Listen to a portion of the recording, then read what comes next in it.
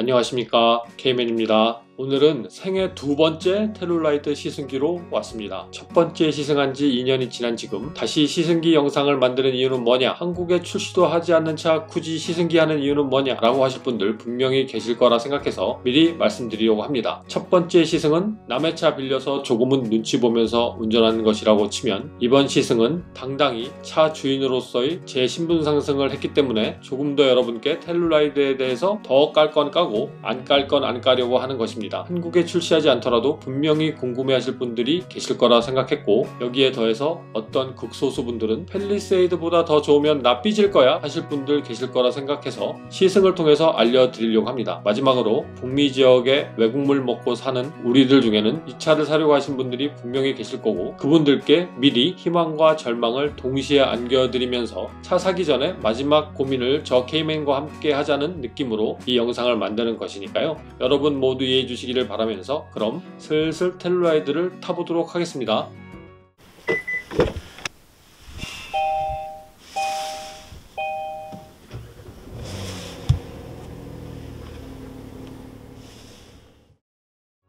자, 일단 승차감은 어디서 오냐 라는 질문을 하면 차에 관심 있는 분들은 수많은 썰을 내뱉을 수 있을 거라 생각합니다. 각자의 방법으로요. 그런데 저 같은 경우는 승차감이란 타이어, 서스펜션 구조, 서스펜션 재질까지 얘기한 건 좀 오버일 수 있겠죠. 거기에 시트 재질, 시트 자세, 여기에 속도가 상승할수록 공기 저항에 따른, 다른 말로 차에 걸리는 공기 흐름의 강도에 따른 차이가 승차감을 결정한다고 생각합니다. 그럼 이 승차감은 누가 정해서 차를 만드냐? 물론 메이커들은 우리 같은 손님이 가장 원하는 승차감을 만들어내기 위해 노력한다고 말할 거예요. 결국은 우리들 입맛도 모두 다르다는 것을 아는 메이커들은 지들이 정해놓은 승차감을 만들어내기 위해 노력한다고 말씀드릴 수 있겠네요. 누구는 입맛에 맞네, 누구는 입맛에 안 맞네 해도 정 싫으면 부품 좀 바꿔서 내가 원하는 승차감으로 갈 수도 있지만 굳이 그쵸? 자, 그럼 썰 그만 풀고 텔룰라이트 승차감은 어때? 라는 제 느낌과 생각을 떠들어 보도록 하겠습니다. 제가 말씀드릴 텔룰라이트에 대한 승차감은 평소 장을 보러 가거나 가족끼리 외식을 한다거나 애들을 어디 데려다 주거나 할 때 느끼는 승차감, 즉 평균 0km에서 80km 정도로 아주 깔끔하지만은 않은 아스팔트를 다닐 때의 승차감이라고 말씀드릴 수 있는 부분이라는 점 먼저 말씀드리고 시작하겠습니다. 한마디로 텔룰라이트의 승차감은 편안하고 특별한 점 없고 지루하고 멀미 안 나고, 그렇지만 부드럽고 그렇다고 물렁한 느낌은 아닌 그런 직선주행 느낌의, 하다 보니까 한마디는 아니네요. 자, 그럼 여기에 더해서 짧은 회전길을 갈 때는 차가 잘 주저앉지 않고 자세를 잃지 않아서 안정적인 승차감을 구현한다고 느껴지고, 긴 회전길, 고속 코너링이라고 말씀드릴 수도 있겠습니다. 이 긴 회전길에서는 조금은 주저앉고, 그렇다 보니 그 한계점까지 오르기 전에 뭔가 내가 컨트롤해야 할 것 같은, 그렇다고 스포츠카를 타는 건 아니니 충분히 이 정도면 좋다라고 느낄 정도의 승차감이 있다고 말씀드리고 싶어요. 여기에 조금은 이질적인 부분이 느껴지는 부분도 있어요. 이 부분도 말씀드리도록 하겠습니다. 차가 옆으로 말랑거린다는 점입니다. 최근 서스펜션이 단단함을 나타내는 차는 노면 충격이 올 때 그 전달되는 느낌이 아래 위 움직임으로 나타나잖아요. 그런데 이 텔룰라이트의 경우는 상하의 느낌과 동시에 횡으로 느껴지는 잔상이 있었어요. 왜 이런 느낌이 나지? 조금 불안하기도 한데 라는 첫인상을 받았다고 말씀드릴 수도 있습니다. 더군다나 2년 전에 느낀 텔룰라이트 승차감에서는 이런 느낌이 없어서 왜 이럴까 라는 궁금증이 순간적으로 몰려왔어요. 그런데 그때 스친 생각이 바로 타이어였습니다. 알고 보니 제 차는 18인치 휠에 편평비가 60인 타이어가 들어가 있다라는 거죠. 아무래도 사이드월이 길어지다 보니까 어쩔 수 없는 잔상이라고 생각드는 순간이었습니다. 2년 전에 몰았던 차는 대부분 텔룰라이트에 적용되어 있는 22인치 휠에 편평비가 50도 되지 않는 짧은 사이드월을 가졌던 차였거든요. 이건 기아 측에서 타이어 공급업자에게 조금 어필해도 될 정도의 느낌이라고 말씀드리고 싶네요. 근데 최근에는 금방 익숙해져서요, 이질감 없이 잘 다니고 있습니다. 짠 걸 자주 먹다 보니 어느 정도 짠 음식은 그리 짜게 느껴지지 않는 그런 것과 같다고는 할까요? 그 나머지의 승차감은 크게 나무랄 곳이 없습니다. 소음도 적고 보통의 SUV에서 나타나는 뒤가 좀 더 딱딱한 느낌의 승차감도 텔룰라이트에서는 크게 느껴지지 않아요. 상당히 승차감 세팅에 노력을 많이 기울였구나 라는 점을 알 수 있습니다. 이러다 보니 오히려 뒤에 무거운 짐을 싣거나 트레일러를 연결했을 때 뒤가 주저앉는 단점을 가질 수도 있었을 거예요. 근데 이 또한 별도의 서스펜션을 적용해서요, 보완했다는 것만 봐도 좋은 승차감을 구현해내기 위한 노력을 했구나 라는 생각은 충분히 들 정도라고 말씀드리고 싶습니다. 그럼 이런 운전 상태가 아니고 초고속 주행이라든지 아니면 오프로드를 달릴 때의 승차감은 어떤지 궁금하실 거라 생각해요. 이 부분은 아직 제 개인적인 데이터가 많이 부족합니다. 이런 상태의 운전이 많지 않았다는 뜻이기도 하죠. 추후 롱텀 리뷰를 할 때 이 부분을 포함해서 꼭 다시 말씀드리도록 하겠습니다. 만약 당장 이번 주에 텔루라이드를 사실 분들은 아쉽지만 K맨의 폭넓은 승차감 리뷰는 차를 구입한 다음에 들으시면 되겠네요. 이 뭔 개소리야!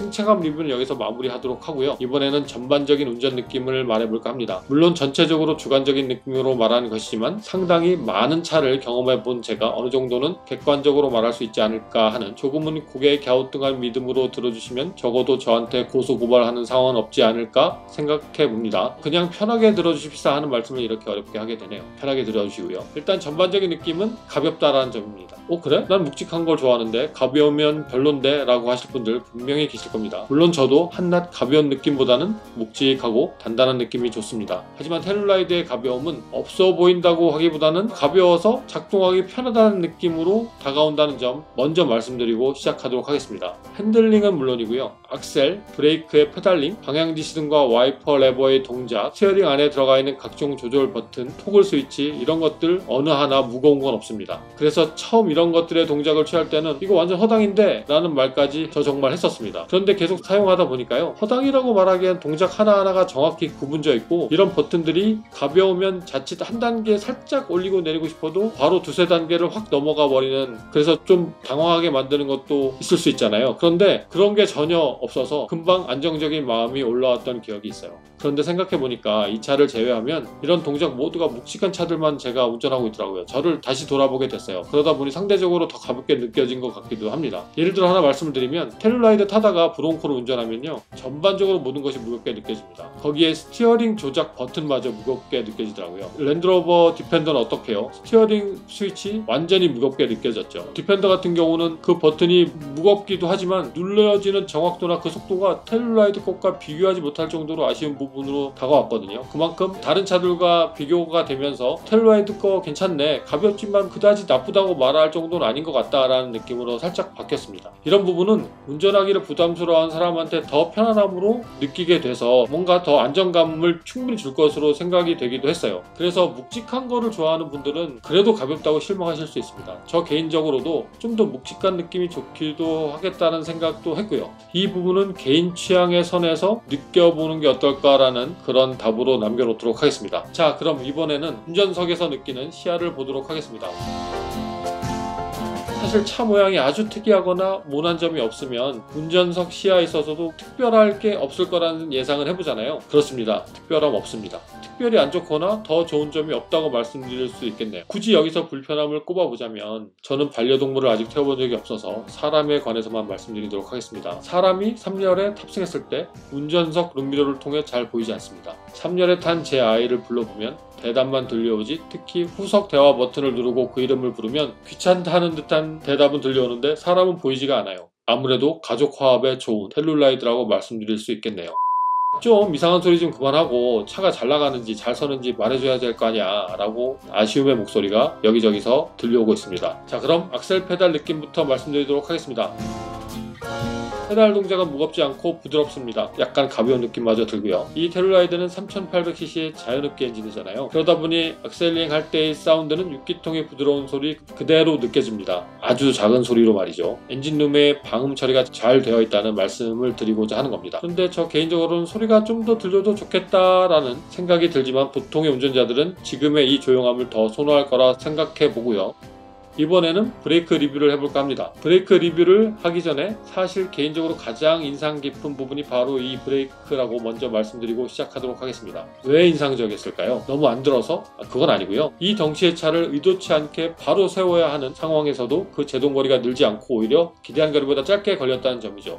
그런데 이 부분은 대체적으로 브레이크가 좋은 새 차들한테 자주 느끼는 부분이라서 좋긴 했지만 뭐 그다지 인상적이기까지는 하진 않았어요. 그런데 어느 비오는 날이었습니다. 교차로 진입을 얼마 남지 않은 상황에서 노란불로 신호등이 바뀌는 아주 짜증나지만 짜증날 수 있는 시간조차 없으며 갈지 설지 결정해야 하는 그 시간으로 긴박함을 가져야만 하는 상황을 맞이했어요. 평소 같았으면 그냥 가자 할 수 있는 거리였는데 뭐 이날따라 제 발은 이미 브레이크로 옮겨졌고 바로 밟기 시작했습니다. 물론 무지막지하게 확 밟는 브레이킹은 아니었고 이 정도면 ABS가 살짝 걸리는 브레이크 페달에서 약간은 드드득 거리는 느낌이 나겠다 싶었어요. 빗길이었거든요. 그런데 웬열 ABS는커녕 물기가 많은 길이었음에도 제동거리에 밀림 없이 정지선에 범퍼가 살짝 걸리는 정도로 차를 세울 수 있었습니다. 사실 정말 놀랐어요. 그 다음부터는 브레이크를 밟을 때마다 특히 젖은 길을 자주 운전해야만 하는 요즘 마누라 잔소리보다 안정감을 느끼게 하는 그 무언가를 찾았다는 생각에 인상 깊지 않을 수 없었습니다. 여기 한 가지 더, 브레이크를 밟던 순간에 차 안에는 성인 3명과 질량이 많이 나가는 1명을 포함한 청소년 2명이 타고 있었다는 더 놀라운 현실이 존재했다는 점. 야, 이거 현기차 빨아준다고 뭐라 하실 분 분명히 계실 것 같은데요. 정말 있었던 사실이라는 점, 적어도 증인이 4명이 있었다는 점은 부인할 수 없는 사실이기 때문에 말씀드리는 거예요.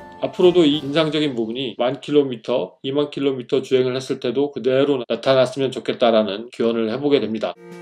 자, 그럼 오늘 마지막으로 아까 악셀링을 간단하게만 말씀드렸는데 좀 더 세분화해서 제가 느낀 점을 말씀드리도록 하겠습니다. 일단 순간적으로 악셀을 깊이 밟았을 때 갑자기 차가 팍 튀어나가는 나 1등 할 거야 라고 외치고 싶을 때는 바로 실망감을 느끼게 됩니다. 자연흡기의 본분을 잊고 G가 마치 터보차인 듯 터보렉 같은 시간이 느껴지기 때문이죠. 물론 이 부분은 에코모드나 컴포트 모드에서만 느낀다고 말씀드릴 수 있습니다. 이보다 저단 기어에서 주로 활성화되는 스포츠 모드는 그래도 빨리 튀어나가는 느낌을 받을 수 있어요. 요즘같이 초고유가 시대에 스포츠 모드로 플렉스 하는 거 저는 좀 참아보도록 하겠습니다. 그래도 플렉스 한번 해볼란다 하고 스포츠 모드에서 끝까지 밟더라도요 5000rpm도 되지 않아서 텔룰라이드는 기어를 변속시켜요.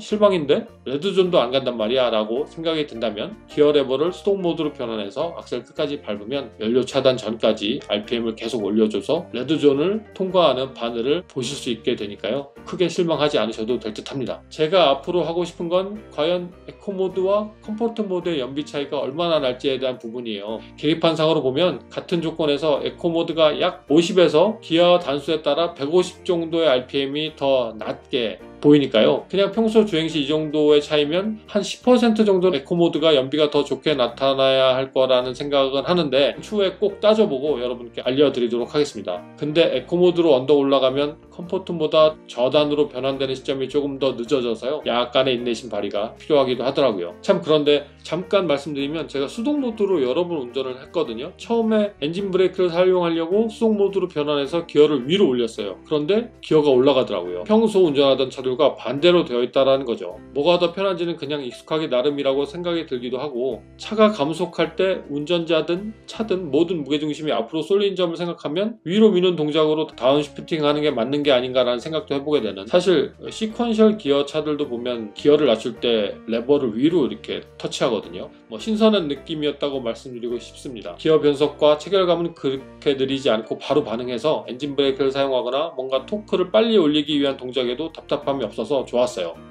자, 그래서 오늘은 여기까지 두 번째 텔룰라이드 시승기를 마치려고 하는데요. 이 텔룰라이드를 어떤 식으로든 리뷰를 하다 보면 어딘가 모르게 국뽕이 차올라서 조금만 좋은 느낌이 나도 더 크게 느껴지는 것이 사실이에요. 그러다 보니 너무 좋은 점 위주로 느낀 건 아닌지 하필이면 거의 끝나는 마당에 이런 생각이 올라오고 있습니다. 아직은 좋은 감정으로 이 녀석과 만남을 이어가는 중이라고 이해해 주시고요. 앞으로 당연히 만나게 될 권태기 아니면 그 전이라도 이 녀석의 단점이 발견되면 여러분들께 시원하게 바로바로 까드린다고 약속 말씀드리면서 오늘은 영상 마치려고 합니다. 긴 영상 끝까지 봐주셔서 감사드리고요. 곧 만나 뵙도록 하겠습니다. 고맙습니다. 안녕.